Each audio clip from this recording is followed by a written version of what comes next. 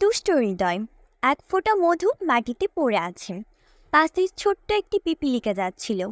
মধুর ঘ্রাণ নাকে ঢুকতেই থমকে দাঁড়ালো। ভাবলো, একটু মধু খেয়ে নিই, তারপর না হয় সামনে যাব। এক চুমুক খেলো। বাহ, খুব মজা তো। আর একটু খেয়ে নিই। আরেক চুমুক খেলো। তারপর সামনে চলতে লাগলো। হাঁটতে হাঁটতে ঠোঁটে লেগে থাকা মধু চেটে চেটে খাচ্ছিল। ভাবলো, এত মজার মধু আর একটু খেয়ে নিলে কি হয়। আবার পেছনে ফিরল। পূর্বে মধুর এক পাশ থেকে খেয়েছিল।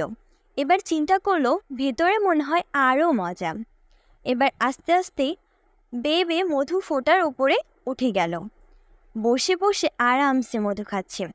খেতে খেতে এক পর্যায়ে পেট ফুলে গেল। ওইদিকে আস্তে আস্তে পা দুটো মধুর ভিতরে ঢুকে যাচ্ছে।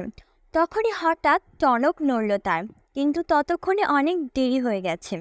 মধু থেকে নিজেকে ছাড়িয়ে নেওয়ার জন্য আপ্রাণ চেষ্টা চলছে, কিন্তু না, মধুতে তার সমস্ত শরীর মাখামাখি অবস্থা। অনেক চেষ্টা করেও নিজেকে আর উদ্ধার করতে সক্ষম হলো না। নাকে মুখে মধু ঢুকে দম বন্ধ হয়ে যেতে লাগলো। অবশেষে পিপিলিকাটি মধুর ভিতরে আটকে পড়েই মৃত্যুবরণ করলো। এই বিশাল বড় দুনিয়াটাও এক ফোঁটা মধুর মতো, যে এই মধুর পাশে বসে হালাল ও অল্পতে তুষ্ট থাকবে সেই বেঁচে গেল।